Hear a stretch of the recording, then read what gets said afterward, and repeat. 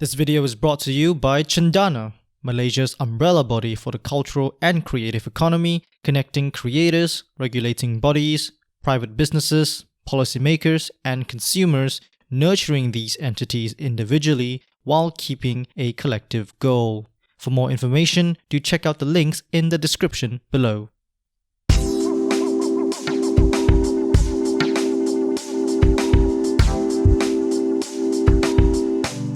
So the thing about dance science is that it's quite interdisciplinary. One might even say it's maybe multidisciplinary. So it involves lots of different disciplines, for example, sports and exercise science.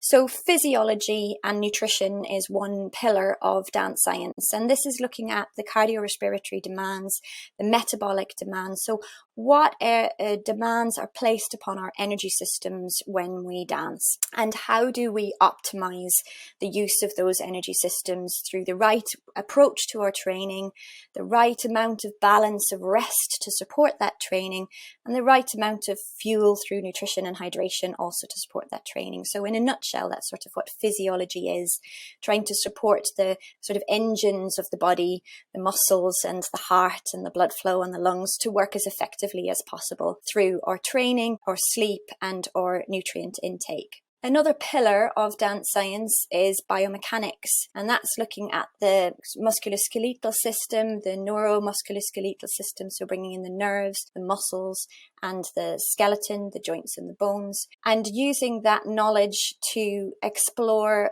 how we might most efficiently and effectively use our dancing body, looking at the forces that our body produces and also the forces that are acting upon our body as we move. So for example, when we land from a jump or when we go into a plie or a bended knee position, we are actually transmitting forces through our body into the floor, and we are receiving forces from the floor coming back into our body. And so biomechanics examines those that movement potential and tries to minimize unnecessary forces and maximize those positive forces that help us get those highest jumps but also help us to land effectively. Biomechanics can also look at equipment as well, so looking at the floor surface that we're dancing on, or the shoe type that we're wearing, or the angle of a certain limb in relation to the rest of the body, etc. So biomechanics is another pillar. And then psychology would be another key pillar of dance science, and that is looking really towards performance psychology, so looking at how we might optimize our mind towards better performance potential, for example,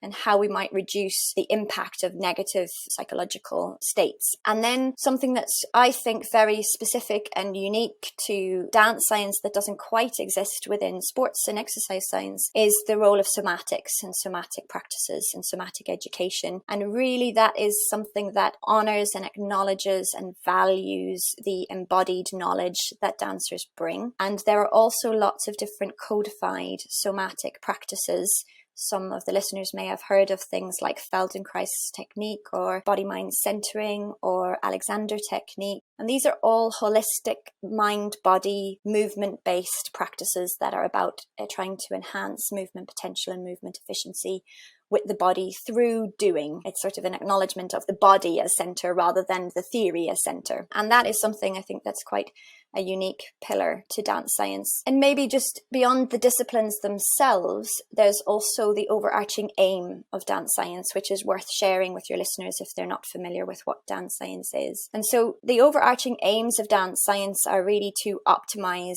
dancer potential and to minimize injury risk. So we're kind of looking at what we do in the dance world, and we're trying to make it better. We're trying to advance and enhance it through a research-informed approach. So not just traditional or hand-me-down or my teacher said and therefore it's great, or my choreographer did and therefore I'm going to do it too. But it's using a rigorous research underpinned approach to trying to advance and enhance what we do within the dance sector. So I hope that gives you a little insight into some of the pillars of dance science and what dance science aims to do in general.